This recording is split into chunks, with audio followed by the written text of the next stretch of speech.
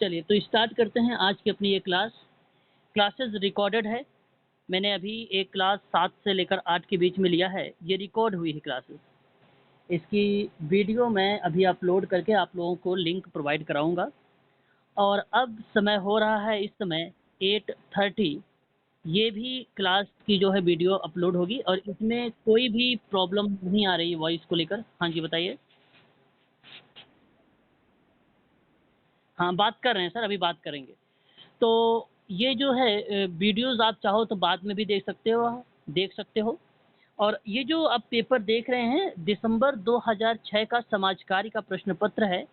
इसमें मैंने 36 तक के प्रश्नों पर विचार विमर्श आप लोगों से कर चुका हूँ। अब हम लोग बात करेंगे दिसंबर 2006 का क्वेश्चन नंबर 37 और आज का पहला क्वेश्चन।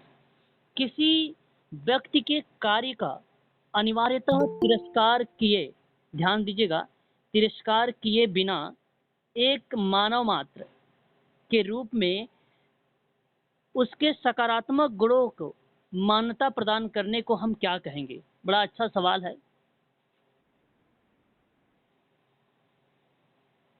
ध्यान दीजिएगा, यहाँ पर हिंदी इंग्लिश दोनों यूज किया गया है। किसी व्यक्ति के कार्य जो है अनिवार्यता के रूप में तिरस्कार किए बिना बिना उसको तिरस्कार किए बिना एक मानव मात्र के रूप में, जैसा है वैसे के रूप में उसके सकारात्मक गुणों का मान्यता प्रदान करके उसको हम क्या नाम देंगे? ऑप्शन नंबर, अच्छा आप यहाँ पे बह रहे हैं स्वीकारोक्ति। स्वीकारोक्ति का मत, अच्छा स्वीकरण। ओके, सही जवाब यहाँ पे आप लोगों का जो आया है मैं आपको बता देता हूँ। ऑप्शन नंबर बी सही है, एक्सेप्टेंस। इसी को हम लोग अनुमोदन कहते हैं या स्वीकरण भी कहते हैं या स्वीकृति भी कहते हैं। जो ऑप्शन सी आप देख रहे हैं यहाँ पर, ऑप्शन नंबर जो सी आपके सामने है, ये एडमिशन है। इसका मतलब कि जो स्वीकारोक्ति होता है, किसी को प्रवेश करने के लिए स्वीकार करने की जो क्रिया होती है, उसे हम एडमिशन का नाम देते हैं। एक अनुमोदन होता है, अनुमोदन भी इसी को कहा जाता है, स्वीकरण को ही, लेकिन यहाँ पे इंग्लिश में अप्रूवल लिखा हुआ है। यानी अगर हम बात करें कि किसी के मत या कार्य पर आप जब सहमति प्रकट करते हैं तो वह अप्रूवल होता है, वह अनुमोदन होता है। जब आप प्रस्वीकरण की बात करते हैं, जिसको आप लोग जो है रिकोग्रेशन कहते हैं, रिकोग्रेशन का मतलब होता है मान्यता, अभिज्ञान। जब किसी उपलब्धि की मान्यता के रूप में सामान्य बाध्यताओं के बिना सलाहकार के रूप में नियुक्त करते हैं तो उसको रिकोग्रेशन कहते हैं, अभिज्ञात कहते हैं या प्रस्वीकरण कहते हैं। यहाँ क्वेश्चन नंबर 37 का ऑप्शन नंबर बी आपका सही माना जाएगा। बी करेक्ट है, आप लोगों ने जवाब भी दिया है बी और सही जवाब दिया है। क्वेश्चन नंबर 38 कहता है कि निम्नलिखित में से कौन शोध में द्वितीयक आंकड़ा नहीं है? सवाल आपको पता होना चाहिए कि प्राथमिक आंकड़े कौन कौन से होते हैं। जरा एक बार अपना जवाब बताइए, फिर मैं बताता हूँ। बताइए।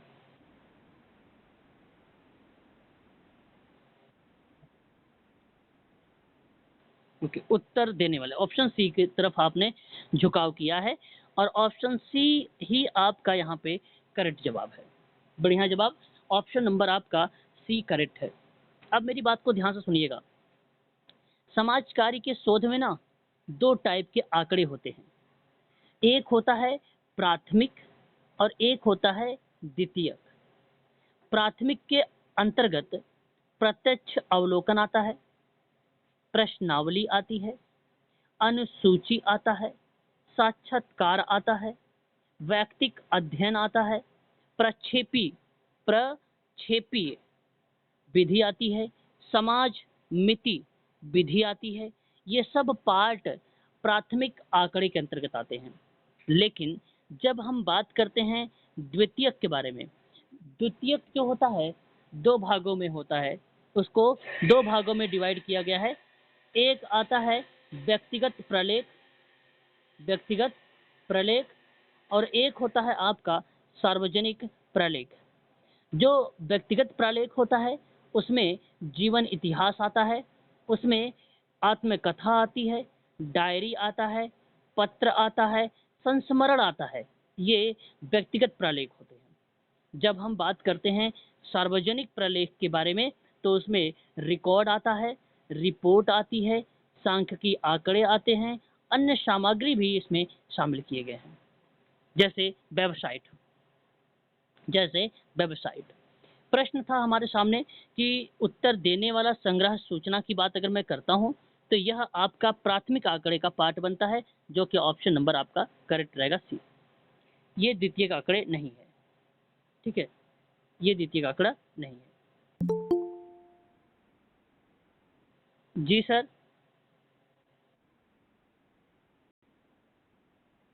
Okay okay. प्रत्यक्ष अवलोकन, प्रश्नावली, अनुसूची, साक्षात्कार, वैयक्तिक अध्ययन,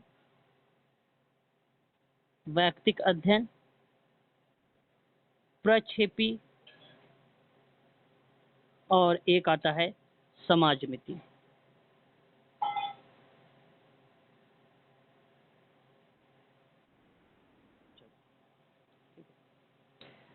क्वेश्चन नंबर 39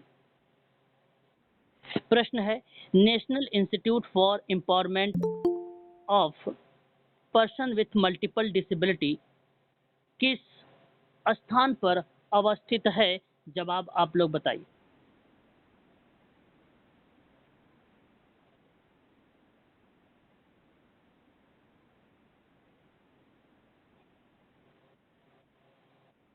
दिव्यांगता के एजेंसियां,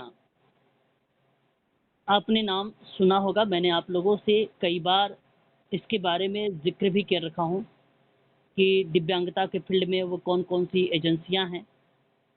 तो एजेंसियों के नाम हमें देखने को मिलते हैं पेपर में, एग्जाम में। काफ़ी इंपॉर्टेंट टॉपिक है ये हमारे लिए, ठीक है। तो प्रश्न अगर मैं यहाँ पर आप लोगों से जिक्र करूं, दिव्यांगता, तो आप क्या जवाब देना उचित समझेंगे यहाँ पे? ओके, हैदराबाद आप यहाँ पे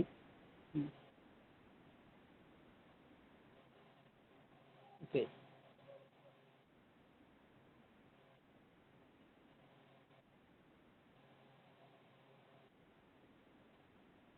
दिल्ली। यहाँ क्वेश्चन नंबर 39 का, यहाँ अगर मैं बात करता हूँ क्वेश्चन नंबर 39 के बारे में, तो सही जवाब option number A, option A ही आपका करेक्ट जवाब रहेगा। चेन्नई 2005 में इसको स्थापित किया गया था। नहीं, अगर हम बात करते हैं क्वेश्चन नंबर नेक्स्ट पर, तो मुंबई हमारे सामने है। मुंबई बेसिकली अगर हम बात करें तो ये बेसिकली अलियावर जंग श्रवण बाधित राष्ट्रीय संस्थान है, जिसकी स्थापना 1983 में हुआ था। और अगर हम बात करते हैं दिल्ली में, तो इंडिया, ये national institute for empowerment of person with multiple disability के बारे में।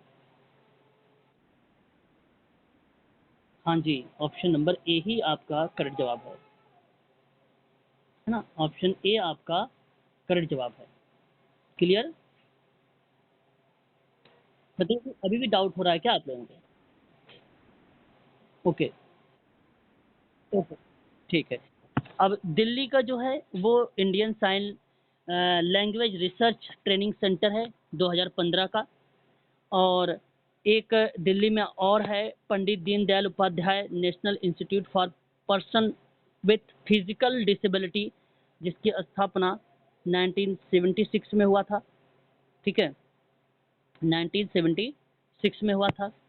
और हैदराबाद में जो है आपका राष्ट्रीय दृष्टि दिव्यांगजन सशक्तिकरण संस्थान है देहरादून में, और ये इसकी स्थापना 1979 में हुआ था। देहरादून का आपको ध्यान रखना है, national institute for persons with visual disability.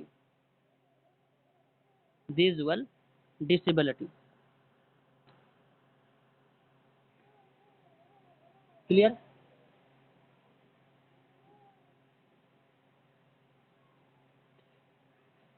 बताते चलिएगा आप सभी लोग, अगर स्पष्ट हो रहा है तो फिर मैं आगे बढ़ूं। कौन सा बोलूं? यही हैदराबाद का? हाँ, लिखिए देहरादून का। इंग्लिश में इसको कहते हैं basically national institute for persons with visual disability और राष्ट्रीय दृष्टि दिव्यांग जन संस्थान देहरादून 1979 आता है आपका। दिल्ली का 2 है, इंडियन साइन लैंग्वेज 2015 का, जिसको Indian sign language research training centre कहते हैं आप। एक है Pandit Deendayal Upadhyay national institute for person with physically disabled, ये 1976 का है। और मुंबई का सबसे पुराना अलियावा जंग national institute of speech and hearing disability है, 1983 का है, 1983 का है। और चेन्नई आप भलीभांति तरीके से जानते हैं 2005 का national institute for the empowerment of persons with multiple disability. ठीक है, काफ़ी इम्पोर्टेंट ये एजेंसियों से लेकर सवाल पूछे जाते हैं हम लोगों से पेपर में। ठीक है, मैंने यहाँ पर आपको उसके बारे में बता दिया है। क्लियर है तो बताइए, वरना फिर मैं आगे बढ़ूँ। चलिए आगे। निम्नलिखित में से क्या एक गैर सरकारी संगठन का उद्देश्य नहीं हो सकता है? हाँ, मुनाफा कमाना। सही जवाब ऑप्शन नंबर आपका जो आया है वो करेक्ट माना जाएगा, डी ऑप्शन। देखिए, गैर सरकारी संगठन का उद्देश्य होता है क्षमता का निर्माण करना, साक्षरता का प्रसार करना, जागरूकता का निर्माण करना, लेकिन मुनाफा कमाना नहीं होता है। इसलिए ऑप्शन नंबर डी। और ये कहने की बात है ना, लोग आज के समय में ऐसे इस चीज़ों पर ज़्यादा बल दे रहे हैं, स्वयं के हित के बारे में बात कर रहे हैं। हाँ, बिल्कुल सही जवाब आपने दिया है, ऑप्शन नंबर डी सही जवाब है। निम्नलिखित में से कौन पर्यावरण संबंधी सक्रियवादी नहीं है? बहुत ही इम्पोर्टेंट सवाल।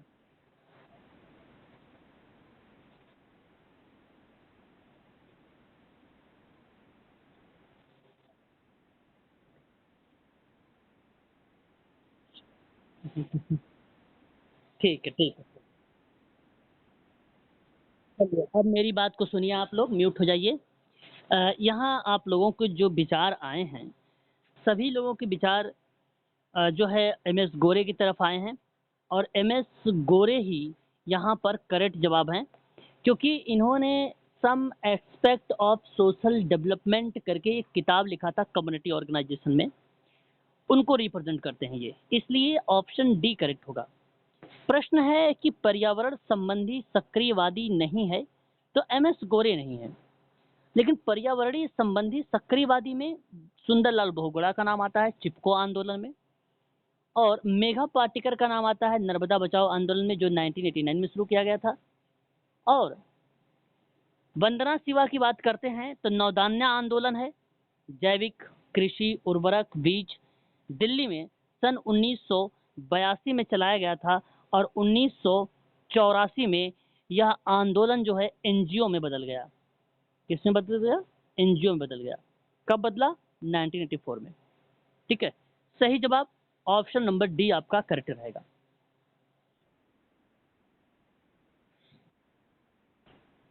हाँ, वंदना शिवा ये सक्रिय पर्यावरणीय संबंधित एक आंदोलन करता है। इनका आंदोलन का जो नाम था, उस आंदोलन को बोला गया नवदान्य आंदोलन। नवदान्य आंदोलन। इस आंदोलन का उद्देश्य था जैविक कृषि, उर्वरक और बीज, यह आंदोलन दिल्ली में चलाया गया था, सन 1982 में चलाया गया था। यही आंदोलन 2 साल बाद 1984 में एक एनजीओ में कन्वर्ट हो गया। अब यह एनजीओ के रूप में काम करता है। ठीक है,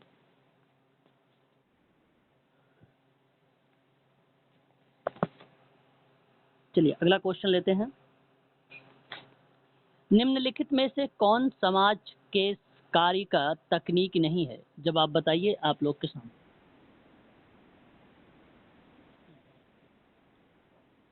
अब बिल्कुल बिल्कुल, अवलोकन कहाँ से होगा? अवलोकन टेक्निक तो है। टेक्निक टेक्निक पूछा था मैडम। समाज व्यक्तिक कार्य के अंतर्गत, केस वर्क के अंतर्गत अवलोकन भी आता है, साक्षात्कार भी आता है, सलाहकारी भी आती है, पैरवी भी आता है, आश्वासन भी आता है, सालंबन भी आता है ना? ये सारी चीजें आप लोगों ने सुना होगा। तो इसमें जो लॉबिंग शब्द दिया है, अभी अभी आप लोगों ने बात भी किया था कि सरकार के निर्णय को प्रभावित करने में कोई प्रयास, जहां निजी हित समूहों के द्वारा बात हो रही हो, तो ऐसी कंडीशन पर लॉबिंग होता है, जो कि ऑप्शन नंबर डी आपका करेक्ट होगा। पूछा था नहीं, तो ऑप्शन डी ही नहीं बता रहा है, बाकी सारे एस में आएंगे। ऑप्शन नंबर डी ही आपका करेक्ट जवाब होगा। ठीक है, बात करते हैं क्वेश्चन नंबर 43 के बारे में। किसी एक सेवार्थी के साथ एक के लिए एक के आधार पर कार्य करने से जो संबंध स्थापित होता है, उसे क्या कहते हैं? 4 ऑप्शन आपके सामने, जवाब बताइए आप।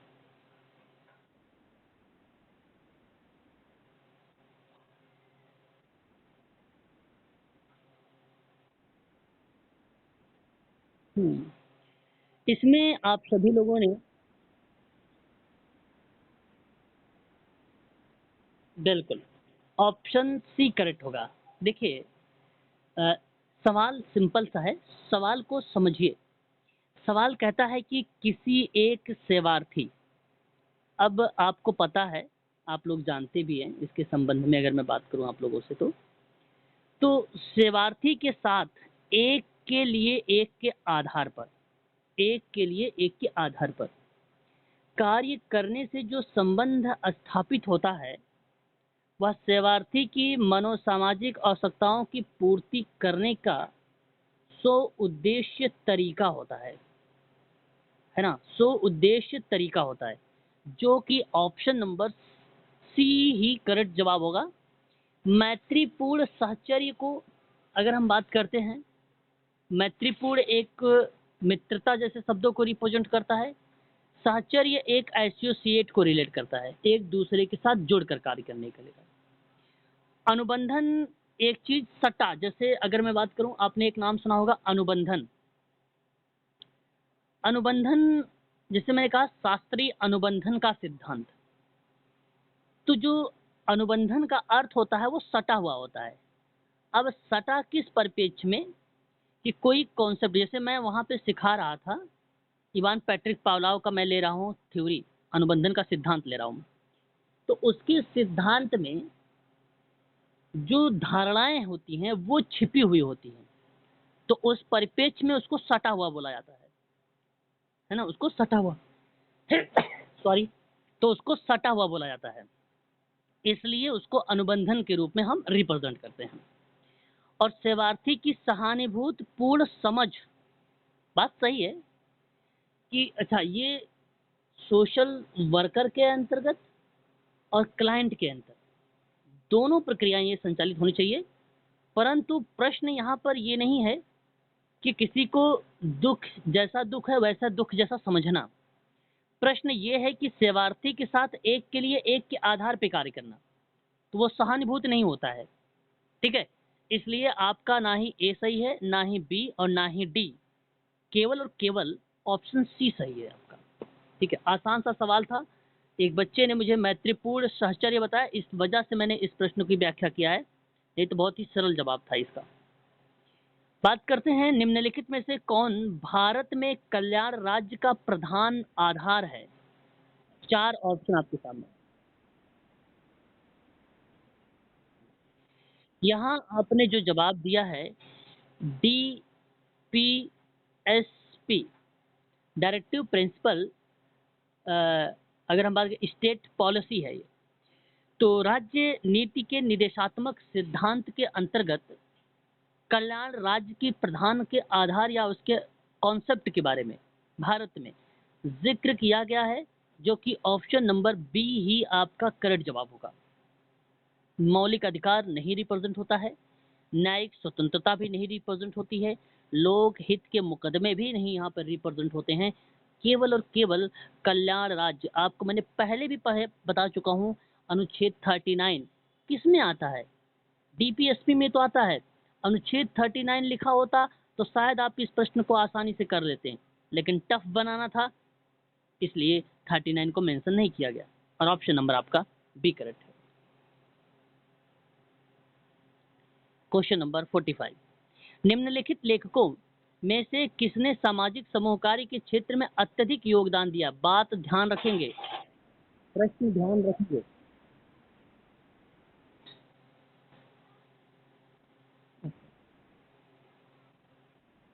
ट्रेकर, ठीक, सही जवाब। आपने जो यहाँ पर अपने विचार दिए हैं, ऑप्शन नंबर अगर मैं बात करूँ आप लोगों से, तो वो ऑप्शन आपका आता है सी, और सी ऑप्शन आपका करेक्ट है। और मैं आपसे बताना चाहूँगा कि फ्लोरेंस होलिस ने सामाजिक व्यक्तिक कार्य में अपना जवाब दिया है, और इन्होंने कहा है कि social casework the psycho social therapy है। ये बात फ्लोरेंस होलिस ने कहा है केसवर्क में।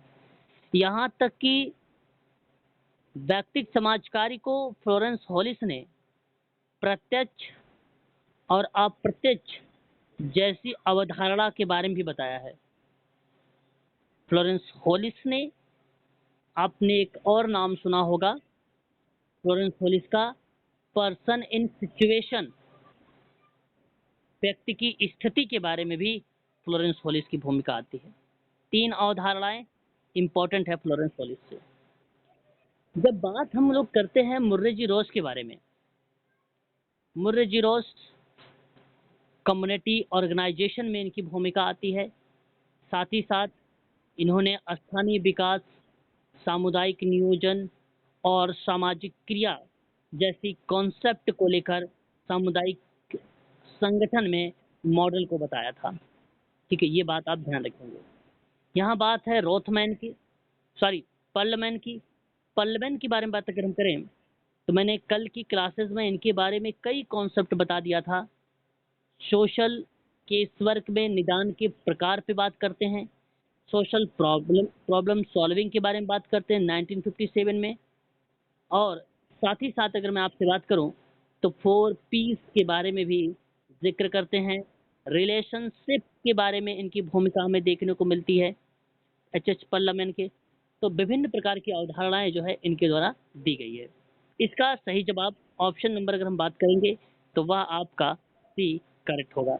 इन्होंने social group work practice and principle करके एक किताब लिखा सन 1948 में। ठीक है, social group work practice and principal.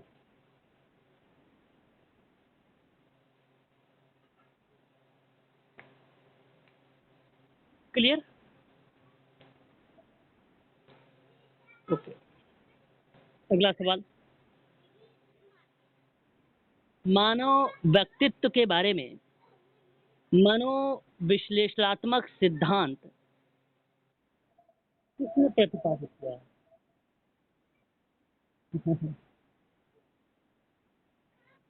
शाबाश, चलिए ठीक है।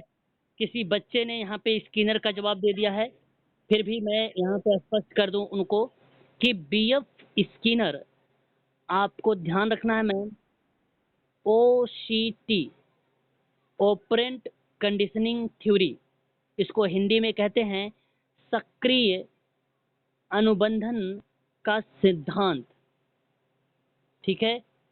बीएफ स्किनर का नाम व्यवहार परिमार्जन में देखने को मिलता है, व्यवहार परिष्करण में मिलता है, बिहेवियर मॉडिफिकेशन में नाम मिलता है। और बात करते हैं अगर हम लोग सिगमंड फ्रायड के बारे में, सिगमंड फ्रायड यहाँ पे करेक्ट जवाब होंगे।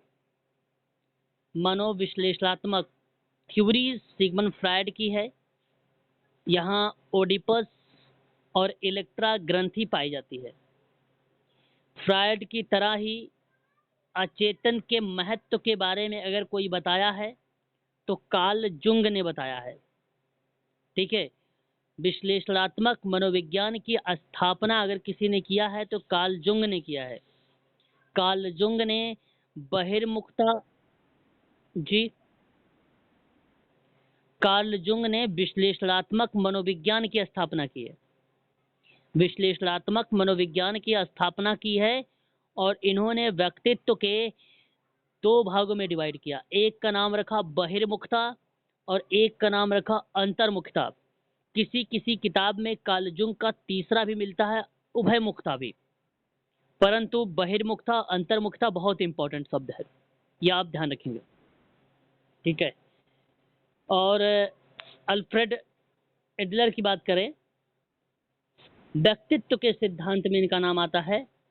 व्यक्ति में हीनता की भावना होती है, श्रेष्ठता के लिए प्रयास करता है, बचपन की हीनता की जो भावनाएं हैं उस पर बल देता है, यौन की भूमिकाओं को कम करना, जीवन की शैली के सिद्धांत को रिप्रेजेंट करना, व्यक्तित्व के सिद्धांत को बताना, अल्फ्रेड एडलर की भूमिका देखने को मिलती है, ठीक है। यहाँ पर इस तरीके से इन पॉइंट को आपको समझना है। सही जवाब ऑप्शन नंबर आपका जो जाएगा इस प्रश्न का वह सी होगा, ठीक है। क्वेश्चन नंबर 47 बताइए, सोशल डायग्नोसिस नामक पुस्तक के लेखक का नाम।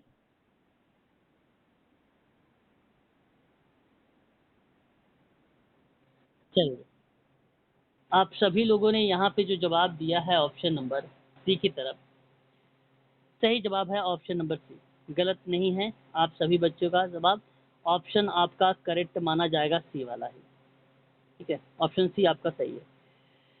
बात कर लेते हैं एक एक के बारे में थोड़ा थोड़ा सा। ऑप्शन कहाँ है मैरी रिचमंड? ऑप्शन बी में है ना मैरी रिचमंड, तो ऑप्शन सी क्यों आप लोग बता रहे हैं? मैरी,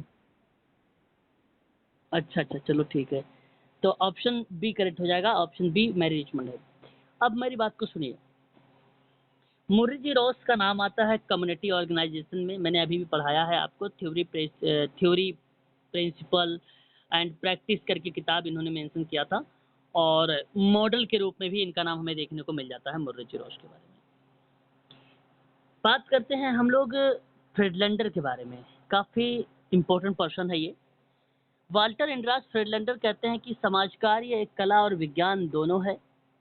समाज कार्य को इन्होंने 6 प्रणालियों को तो दिया, लेकिन 2 पद्धतियों में डिवाइड करके दिया, प्राथमिक प्रणाली या प्राथमिक पद्धति या द्वितीयक पद्धति, या द्वितीयक पद्धति को सहायक पद्धति के नाम से भी जानी गई। फ्रेडलैंडर की जो सबसे ज़्यादा इम्पोर्टेंट बुक रही, वो बुक रही है सबसे ज़्यादा important, concept and method of social work.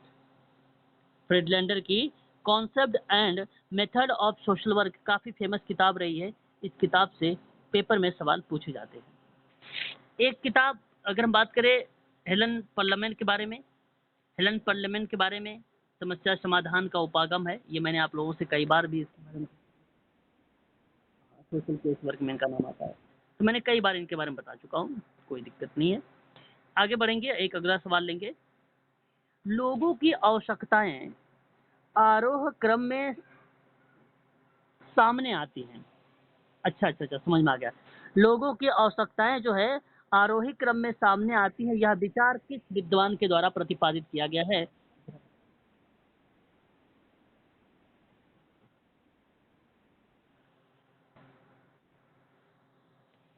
सही जवाब क्या होना चाहिए यहाँ पे? मैस्लो का नाम आना चाहिए, है ना?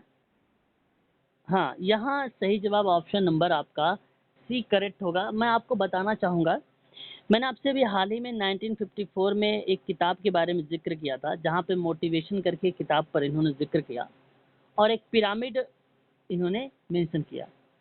तो मोटिवेशन के साथ-साथ पर्सनैलिटी जैसे किताबों पर ज़िक्र करने वाले पर्सन हैं, ये अब्राहम मैस्लो और dynamic theory and human motivation करके किताब आई, वो किताब आई 1943 में अब्राहम मैस्लो की। और मैस्लो ने पिरामिड के माध्यम से इन्होंने इस सिद्धांत को बताया। जैसे कि मैं थोड़ा-सा बताना भी चाहूँगा आप लोगों को। पहला जो स्टेप था, वो बेसिकली शारीरिक था, साइकोलॉजिकल सॉरी साइकोफिजिकल बात की गई, साइकोफिजिकल की बात की गई। तो मनोशारीरिक जैसी क्रियाविधि संचालित होती है पहले स्टेप में। दूसरे में इन्होंने बताया कि सुरक्षात्मक यानी सेफ्टी के सिद्धांत को। तीसरा इन्होंने ज़िक्र किया जैसे अगर हम बात करें स्नेह को, लव को इन्होंने रिप्रेजेंट किया और साथ ही साथ सामाजिक जैसे शब्दों को भी इसने इसमें थर्ड पॉइंट में डाला। फोर्थ में इन्होंने ज़िक्र किया स्टीम सम्मान को लेकर और फिफ्थ में इन्होंने ज़िक्र किया सेल्फ एक्चुअलाइजेशन को लेकर। तो यही आरोही क्रम है, यही आरोही क्रम है। इस तरीके को बताने को कहा जाता है आरोही क्रम में सामने हमें देखने को मिला और यह ऑप्शन नंबर सी आपका करेक्ट हो जाएगा अब्राहम मैस्लो। सेकंड पॉइंट में सर आपका आता है सेफ्टी सुरक्षात्मक। नीचे के जो तीन हैं इसको अभाव भी कहा जाता है और निम्न भी बोला जाता है। ऊपर के जो दो हैं उसको उच्च का नाम दिया जाता है, उच्च। ठीक है। अच्छा, सिगमंड फ्रायड के बारे में पता ही है, कार्ल जंग के बारे में पता है। जेबी वाटसन व्यवहारवाद के जनक हैं। जेबी वाटसन व्यवहारवाद के जनक हैं। इनका एक बच्चा था, उनका उसका नाम था जो है अल्बर्ट। उसका क्या नाम था? अल्बर्ट नाम था जेबी वाटसन का। 11 महीने का बच्चा था वो, 11 माह का। उसी बच्चे पर इन्होंने खरगोश पर क्या किया था? एक्सपेरिमेंट, यानी जो है एक थ्योरी दिया था और उस थ्योरी का नाम रखा था व्यवहारवाद का सिद्धांत। व्यवहारवाद का सिद्धांत। डरावनी आवाज निकालता था, डरावनी, डरावनी आवाज। ठीक है।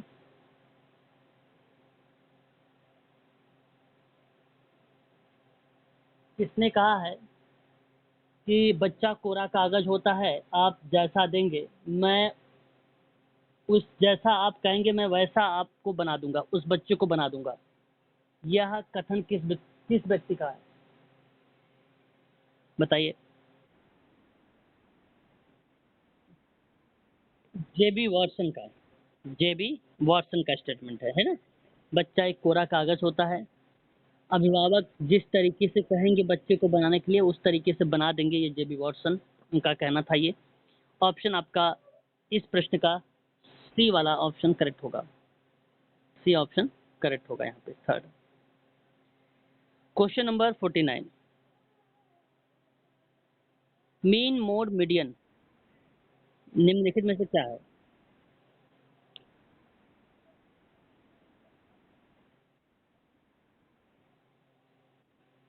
सही जवाब ऑप्शन नंबर ए करेक्ट होगा आपका यहाँ पे, केंद्रीय प्रवृत्ति का माप। ठीक है, ऑप्शन नंबर आपका सही जाएगा यहाँ पर ए। ठीक है। क्वेश्चन नंबर 50, एक एकल इकाई के रूप में विचाराधीन एक परिवार के सदस्यों के बीच व्यावसायिक सामाजिक कार्यकर्ता के द्वारा किए गए हस्तक्षेप को क्या कहते हैं?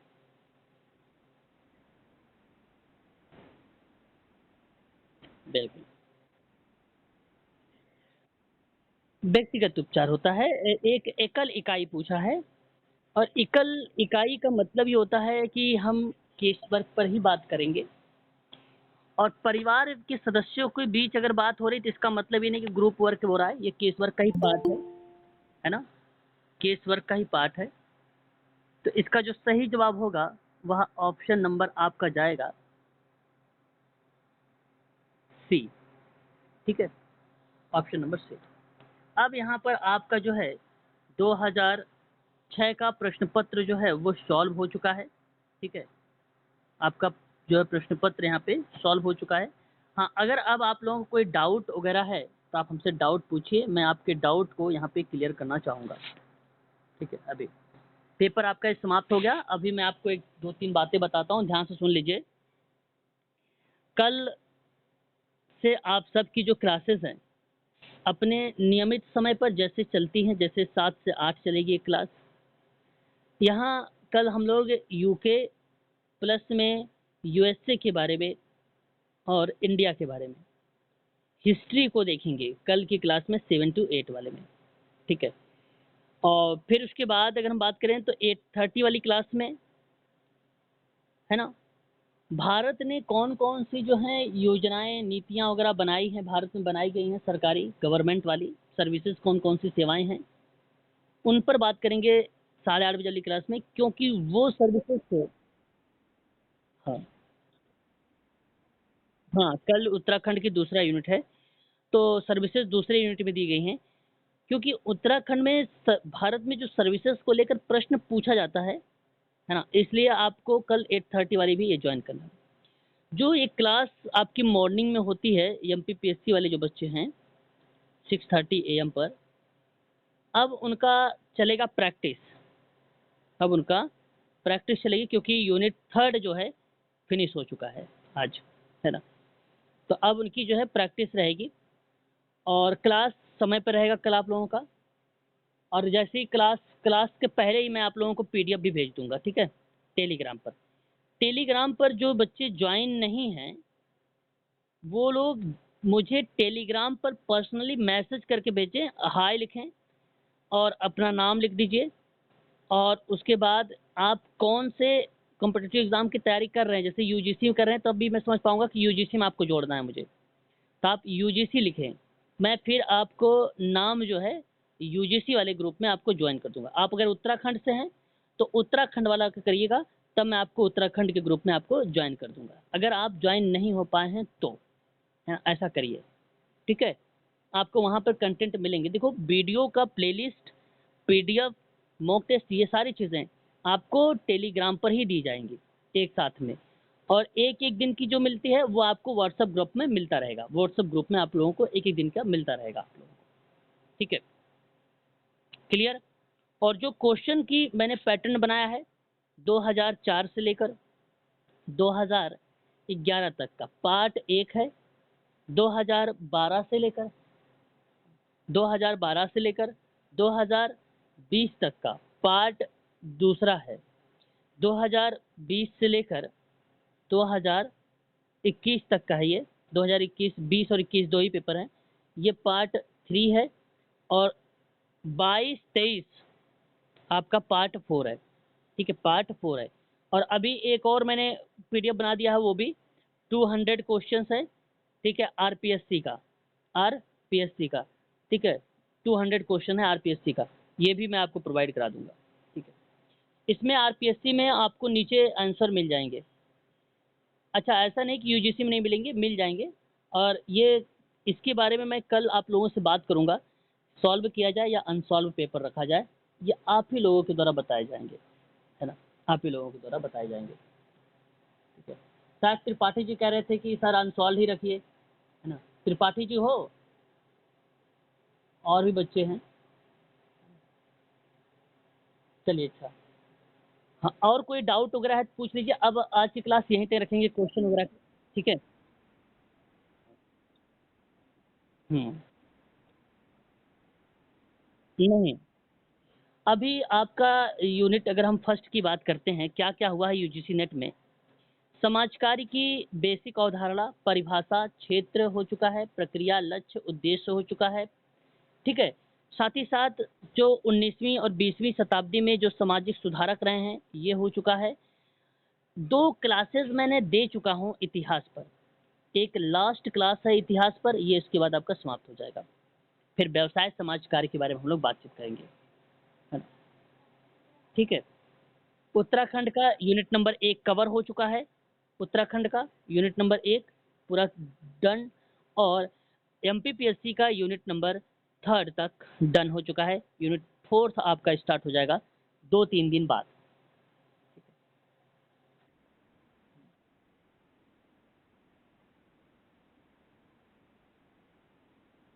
हाँ, वो वीडियो जो कुछ की वीडियोज़ बनी हैं, उसको मैंने अनलिस्टेड के रूप में रखा है, ठीक है? अभी उसका प्लेलिस्ट आप लोगों को प्रोवाइड करा दूँगा, ठीक है?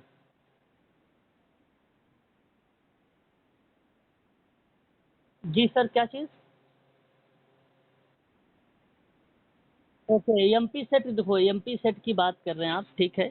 मैं आपको बता दूँ एमपी सेट के बारे में, थोड़ा-सा ध्यान दीजिएगा क्योंकि देखिए एमपी सेट आज अगर मैं बात करूँ आप लोगों से, 19 जुलाई हो चुकी है, ठीक है? 19 जुलाई। और मैं आप लोगों से कहूँगा कि जितना कॉन्सेप्ट मैं आपको बता रहा हूँ इस समय, वो उस कॉन्सेप्ट को ध्यान में रखें और किसी अदर टॉपिक को आप ना छेड़ें। जो रिकॉर्डेड वीडियोज़ हैं, जो प्लेलिस्टेड हैं एमपी सेट के लिए मैंने दे रखा है, उसको आप देखें, सीन करें एमपी सेट में। आपको बता दूँ कि ये केवल 25 तारीख तक चलेगा। 25 जुलाई से लेकर 25 अगस्त तक एमपी सेट के सोशल वर्क के केवल क्वेश्चंस होंगे। 1 महीने क्वेश्चंस करे जाएँगे, पर डे क्वेश्चंस होंगे इसका एमपी सेट का, ठीक है? और यही प्रश्न पत्र मैं आप लोगों से सॉल्व करवाऊँगा जो मैंने अनसॉल्व्ड के रूप में रखा है अपने पास अभी, ठीक है? और आप देख रहे हैं हर प्रश्नों के पीछे मैं जो तर्क दे रहा हूँ ना, ये तर्क जानना ज़रूरी है क्योंकि तर्क से ही पता चल पाता है हमें कि कौन क्या है और कौन-सा टॉपिक किस चीज़ से है, किससे कौन-सा कॉन्सेप्ट बन रहा होता है ना? और इनका जो है पीडीएफ आपको हालाँकि मैंने पहले भी प्रोवाइड करा ही चुका हूँ, एक बार जो जून का जो ग्रुप है उसमें। लेकिन जो नए बच्चे हुए आए हैं अभी, उनको शायद नहीं मिली होगी। लेकिन अगर आप ग्रुप में जाएँगे तो आपको यूनिट 1 की पीडीएफ आपको मिल गया है और पूरा टोटल 1 से लेके 10 तक का यूनिट जो है उसका वीडियो का प्लेलिस्ट भी आपको मिल गया होगा ग्रुप में, टेलीग्राम चैनल पर।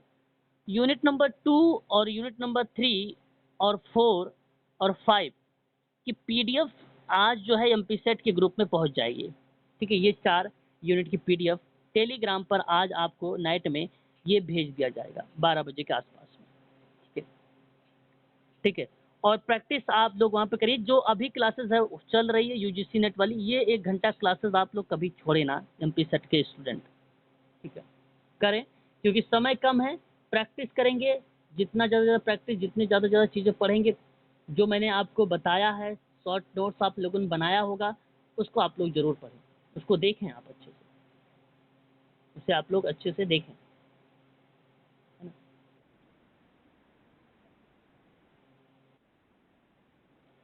आरपीएससी का ओके, ओके, ओके, कोई नहीं, वो अभी मैं भेज दूँगा, आप निश्चिंत रहिए। आरपीएससी का मैं एक बार दोबारा से सभी ग्रुप में डाल दूँगा टेलीग्राम पर, ठीक है? क्वेश्चन। ठीक है।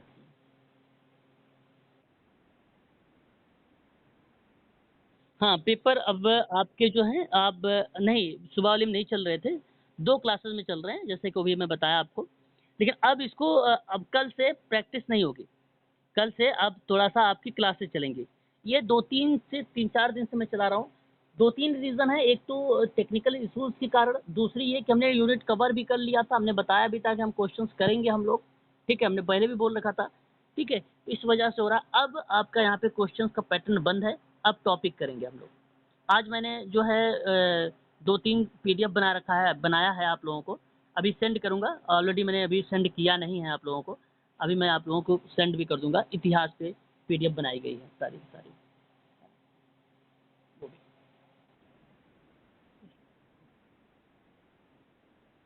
हाँ जी, पूछते रहिए।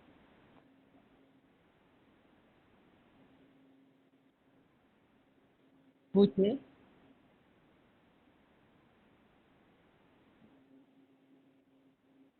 हाँ, उत्तराखंड क्या?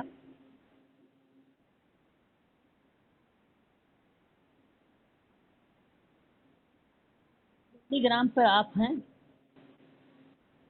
टेलीग्राम पर हैं तो टेलीग्राम आपने चेक किया, वहाँ पे नहीं है?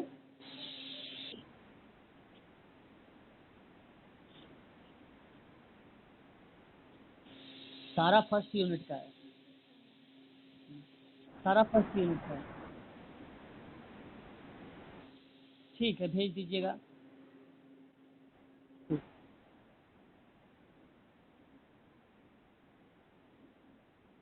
टेलीग्राम पर मेरा नंबर आप लोग तो सेव कर ही रखे होंगे।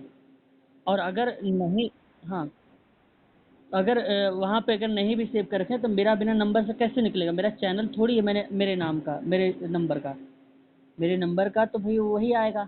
चैनल अगर आप सर्च करेंगे तो रोहन, सोशल वर्क रोहन करके अगर आप सर्च करेंगे तो आएगा, सोशल वर्क रोहन,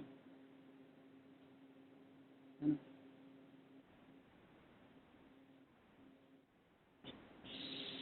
जी सर।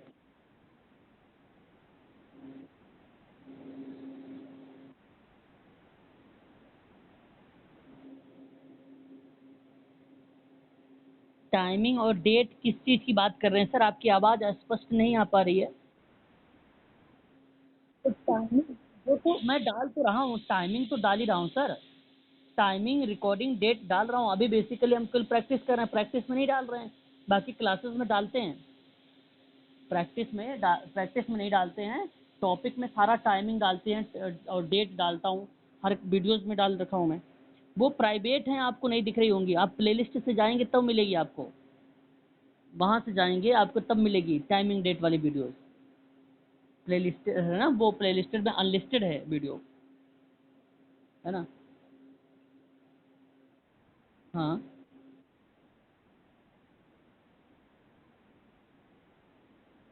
दिसंबर वाले का ग्रुप,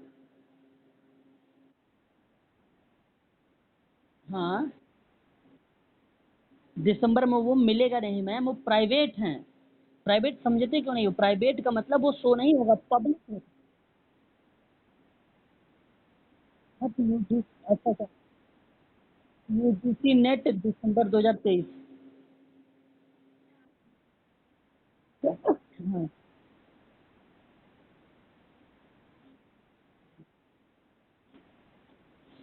हाँ, मैंने बोला है उसके ग्रुप की जगह मैंने आपको व्हाट्सएप ग्रुप में लिंक दे रखा है। आपको व्हाट्सएप ग्रुप में जाइए, वहाँ पे लिंक दे रखा है टेलीग्राम का। वहाँ पे सर्च मारिए ना, सर्च मारिए टेलीग्राम, लिंक आपको मिल जाएगा। फिर उस पर आप ज्वाइन करिए, है ना? वहाँ पे मैंने सेंड कर रखा है टेलीग्राम। कभी कभी व्हाट्सएप में सर्च भी किया करें आप लोग नाम से, टेलीग्राम कहाँ है, लिंक कहाँ है, वो चीज़ें आपको वैसे मिल जाएगा। सर्च करते हो कि नहीं कभी आप लोग? सर्च किया करो, सर्च करने से आसानी से मिल जाता है। अब आप लोग ढूंढोगे तो कौन स्क्रॉल करना चाहते नहीं, आप लोग स्क्रॉल, है कि नहीं? इतना दिमाग लगाते नहीं हो आप लोग, तो इससे बढ़िया सर्च ही कर लो। आसान सी बात है, सर्च करोगे तो ढेर सारी चीज़ें आ जाएंगी, है कि नहीं? बताइए।